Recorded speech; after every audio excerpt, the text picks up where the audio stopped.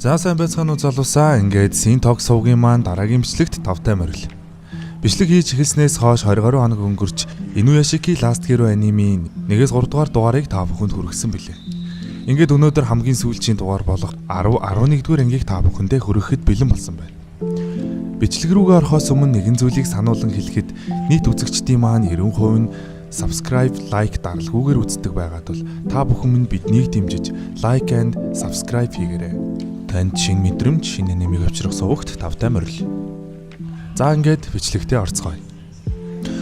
Инуяшики өвөө маань зовж тарчилсан хүмүүсийн хоолойг сүпэрж ихээрээ сонсож байгаагаар 10 дугаар анги маань эхэлнэ. Үзэгдэл солигдож удирдлага алдсан онгоцнууд тэнгэрээс хідэн арваараа унаж байлаа.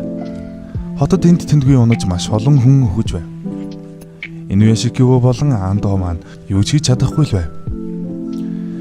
Хирогийн хоёр дахь дайралтаж эхлэж ахин олон онгоц унах гэж байгааг мэдэн энэ удаа заавал зогсоо хэмээн зориглоно.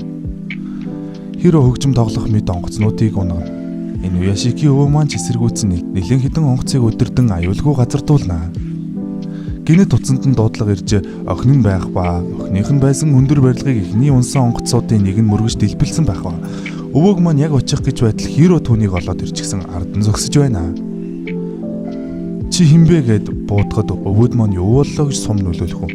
Хиро чи надтай адилхан юм уу хэмээн гайхахад өвөө маань хүрээлэн цог устгагдаж адилхан болсон гэдгийг хэлв.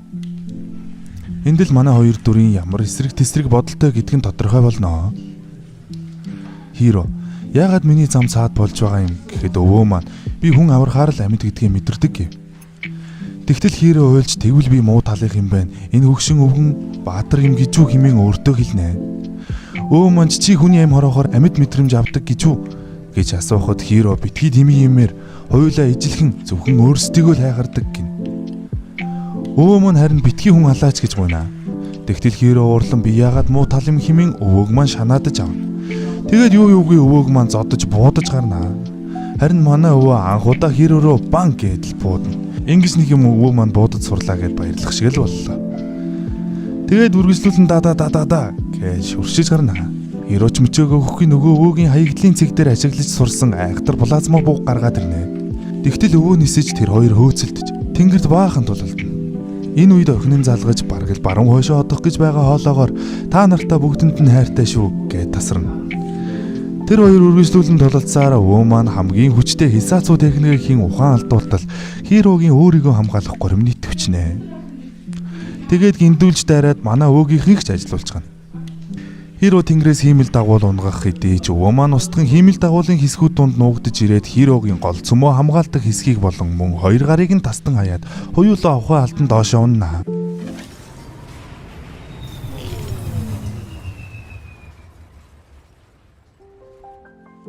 Хиро хаашаа унсан нь мэддэхгүй харин өвөө маань гол руу унчихна. Усан дуунаж өөрийгөө цэнэглэж аваад охин руугаа бүх хурдаараа ниснэ. Гэвч очиход охин нь ямар ч ухаангүй аврах гэж оролцсон ч нэг л болохгүй. Тэгээд охиныхоо өсгөөс өдийг хүртлэхийг нь бодон зүрхэнд нь массаж хийн ямар ч нэмэргүй болсон мэт хичнээн уйсан ч эргэж ирдэггүй. Нүдийг нь аниулан бостол жоохон амьсгал авах шиг болонгууд нь манай өвөө анзаарч тэр дөрөв хэмчлэн бөөн баяр болж охиноо аварч чаднаа. Мари! Камисама!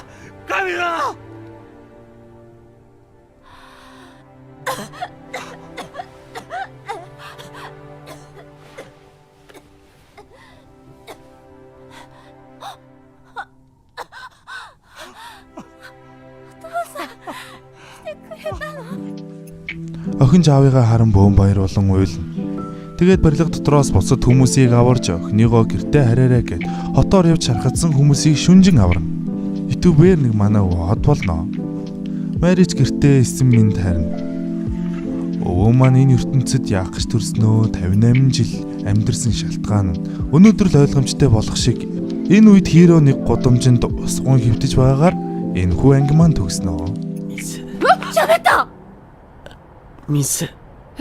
何これごめん、缶ジュースでもいいのかな。 Өглөө болж өвөө маань гэртээ ирнэ. Гэрийнхний түүнийг робот болсон гэдгийг мэдсэн байх ба өвөө маань хамаг биеэ дэлгэн уучлалт гуйна. Өөрийгөө би жинхэнэ Инуяшики Ичиро биш байх Зүгээр нэг машин байх гээд гарах гэтэл эхнэр нь өөрсдийнхөө дурсамжаас асууж дурсамжаа хоорондоо ярилцсан. Түүнийг жинхэнэ гэдгийг нь мэднэ. Тэдний гэр бүлийн харилцаач буцаад нэг л халуун дулаан болсон мэт. Орон энэ Андо гэртээ ирдэл хиро хүлээж байх ба 2 гарагвэ хүрхий. Тэгээ найзтайгаа л уулзах ирсэн бололтой тэр хоёр элдв зүйлсийг ярилцах боловч Андо өвөөг дуудаж орхино. Тэгээд Андо хиро чи бол зүгээр л алуурчин машин. Хэдэн хүний амьд хүрсэн бэ чи гэхэд хиро түүн рүү үгүй тийм биш гэсэн харцаар харцгаад зогтчих. Энэ үед өвөө маань ч ирнэ. Хиро нэг газар суун өөрийг нь үзэн ядах хүмүүсийг үзнэ.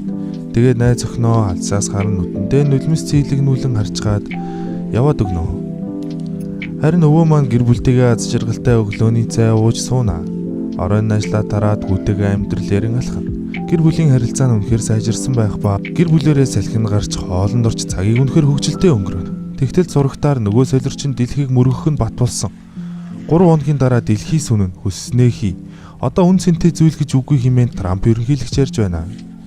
Маргаашнаас нь хот орвонгоороо өөрчлөгдсөн байх ба мөнгө зүгээр л шалан дээр хэвтэйл. Ажил хийж байгаа хүн огт байхгүй. Цэцгийн шалтан гүйлдэтэл зарим нь бүр амиа хорлцсон ч байх шиг.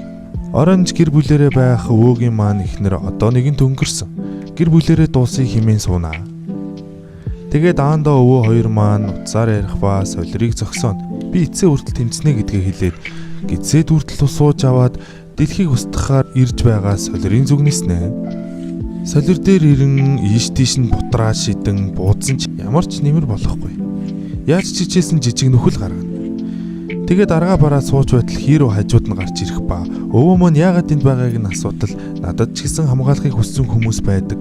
Андог өхүүлмээргүй байна гэд солирыг хэрхэн зогсоохоо хэлнэ. Толгойдоо жоохон төсөөлөөд л өөрийгөө тесрэх бодис болгоод дэлбэлж солирыг тойрог замаас нь гаргана гэв. Тэгээд өвөөг маань гэрлүүгээ буц би өөрийгөө дэлбэлж дэлхийг аварна гэв. Өвөө маань Андо руу ярьж хирог өөрийгөө зожлоослох гэж байна гэдгийг хэлэхэд Андо найзынхаа сэтгэл нь байсан бололтой гашуудан уйлна. Хиро өмнө нь алсан хүмүүсийнхаа нүхлийг намжлан өөрийгөө дэлбэлнэ. Ингээд дэлхий аврагдлаа гэж бодтол энэ дэлбэрэлт нь хангалтгүй гэдгийг өвөө маань шинжлээд л мэдчихв. Гэхдээ өөрийгөө дэлбэлвэл солир устж дэлхий аюулгүй болно гэдгийг ч мэдэж байна. Тэгээд Андод бүх зүйл зүгээр болсон. Хиро солирыг устгаж чадсан. Би харилаа маргааш уулзъя гэж хэлээд өөрийгөө дэлбэлэхээр шийднэ.